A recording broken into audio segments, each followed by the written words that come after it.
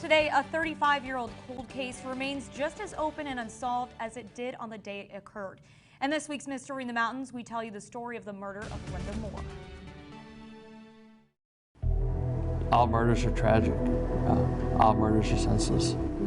It's a tragic, senseless murder of a 36-year-old mother of two and wife. Linda Moore was home alone on April 15, 1986, when her husband, Stephen Moore, came home to a gruesome scene. It was one of the first warm, sunny days of the spring. The temperature was in the mid-50s. A lot of people were out and active.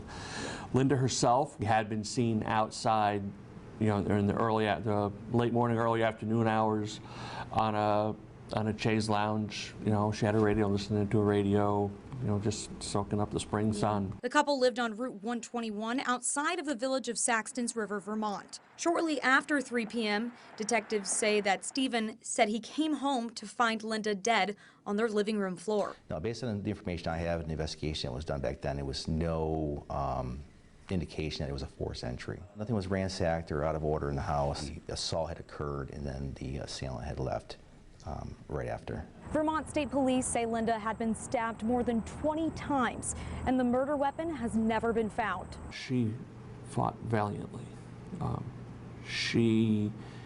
It was a violent, probably a brief struggle. She had defensive wounds. She fought for her life, and she fought hard. Right in her living room where she should have felt the safest in the world, which is tragic. Investigators say Linda was a big part of the village of Saxtons River. Very active in the community, very well liked in the community by all accounts. Just, you know, socially active, friendly, you know, she's, you know, from what we could tell from reports, she was just someone everybody liked. She typically spent most days at home while her two children were at school, and her husband worked as a local contractor in the area. So Linda Moore was a stay-at-home mother. She also worked for her husband's construction business doing bookkeeping. Detectives say they were able to collect evidence from the scene, but continue to look for scientific answers. A lot of that was processed back then.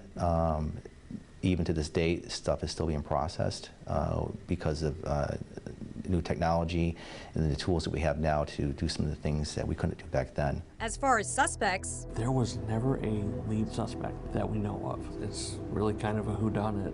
If you have any information regarding the murder of Linda Moore, please contact Vermont State Police Major Crimes Unit. Covering cold cases across the region, I'm Libby Farrow, and this is Mystery in the Mountains.